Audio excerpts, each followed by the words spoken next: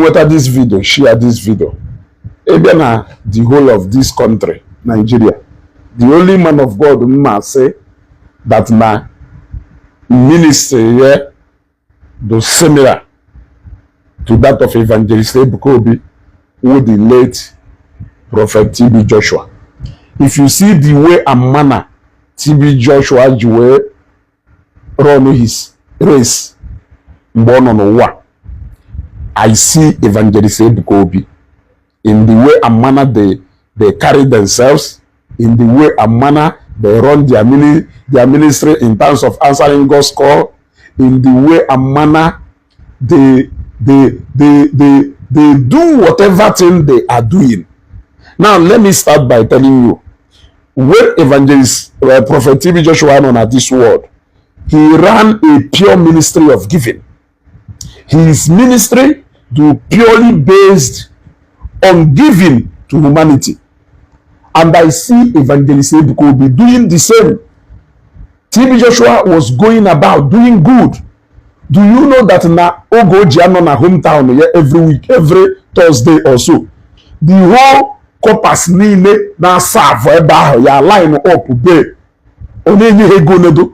Mami uno ne nedo hambo aha. Akpogido ebe list kwesere obatago ose ebido kwa dia. He was giving bags of rice, empowering people. In fact, giving Yegal across Nigerian borders. Through Emmanuel Foundation, he was giving, going about building schools, hospitals, and just giving to mankind. Look at Evangelist Ebuka Obi. It is the same thing. Evangelist Ebuka Obi ministry is all about giving and impacting in human lives. Humanity. You can see that. Not even that now some of you, there's a funeral or psychiatric hospital, old people's home, rural motherless babies home, Nambulishi. One day, Seraphic Foundation has done more than you can ever imagine. On the day we are going to analyze the activities of Seraphic Foundation for the last 5-6 years. Now let me go to the way and manner these two people carry themselves. These two people seems not to be interested in Nduanuaho.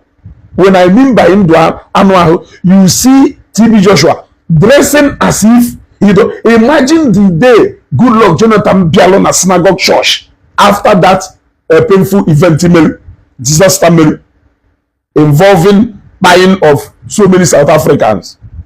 Imagine what happened then. He was putting on a casual jean and polo like Amuro told these two men of God who thought TB Joshua ya football is willing to enjoy as a man or as a human being. The same thing with Evangelist Ebuka Obi. They seem to be in plenty, but living as if they are in the wilderness. If the desire to do God's work, zero to what their flesh needs. Similarities between two of them. You can neither see TB Joshua going on vacation, going on this one, living the life of affluence, enjoying and doing this. In fact, you rarely see him in public. It is strictly he's strictly focused on doing that work on our own synagogue. In fact, he rarely travel even outside for crusade. The same thing with Evangelist Ebuka Obi. That man, you can neither see him less in public, you see him less in public. Most of the things or a dedicated time if concerning that ministry, that congregation, that flocks, he moved from Seraphic hospital to ministry, from ministry to Seraphic water, from Seraphic water to this one. Recycle the same cycle of program. You have you rarely see him going even outside for crusade. Draw focus in all those things like explore. You hardly see him. There is little or nothing people about their social life. They don't, then you ask yourself, can if these two men of God do enjoy? Can if TB Joshua enjoy Karishara?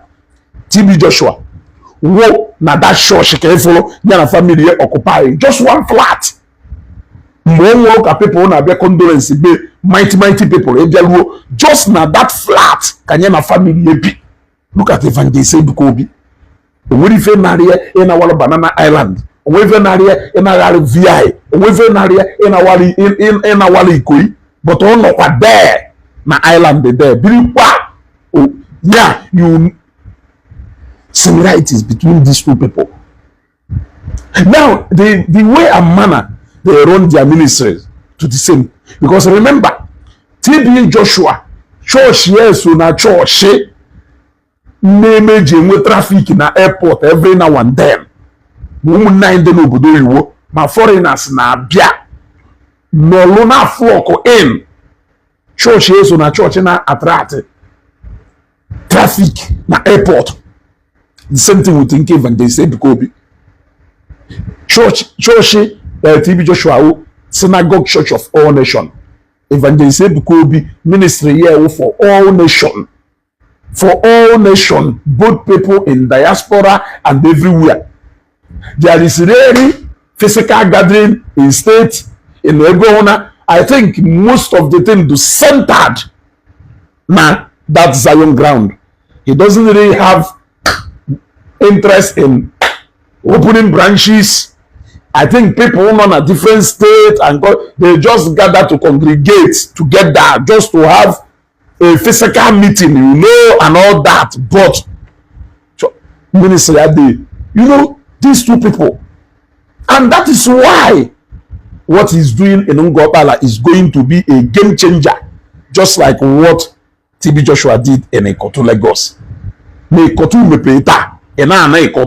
All the activities and traffic in Ikoto, if they contribute to the presence of synagogue church there, eateries, hotels, everything, the transporters are in because of how visitors are frequenting Ikoto. All the same thing, Marina Victory Estate, and all the same thing, they repeat in Angopala. Their lifestyle seems to be the same.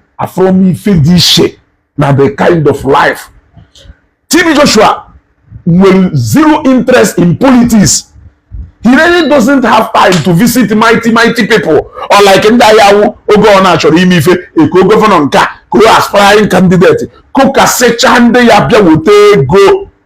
These two men are draw interested in all these government They are just confined in one place. People who has always visited them, find them to where they are. They don't follow people to anywhere. Or like in the Ogona that they program, Access Bank representative is here. Somebody representing Kogi State Governor. Somebody representing the President, the Federal Republic of Nigeria. These two men have no interest in any of that. How build solid members that finance every project they are undertaking. They don't need to look elsewhere. How many times have you ever seen TB Joshua doing inviting people from outside to come and raise money? Every single money and they use na synagogue church. Partners are those follow vision in that church. Partners are those who has decided to be a partner to the church, to help to fund and build the church, to make sure that church to serve its purpose. They don't need to go about begging money. Synagogue Church of All Nations and partners, they have partners all over the world. Those who out of their what God has given them decided to pull out something and put. They don't disturb anybody for any money. The same thing with Evangelist Ebuka Obi. Every single money and they use our own Zion Ministry. Members, they would Zion Ministry are they looking for fund elsewhere. They don't need to call any governor, invite any governorship aspirant or presidential aspirant. They don't even need to impress Zenith Bank, Access Bank. They don't need to impress Guinness Nigeria to come and give them money. They don't even need to Salah Zuiko, low hype man to any billionaire in Nigeria to come and give them the money they need.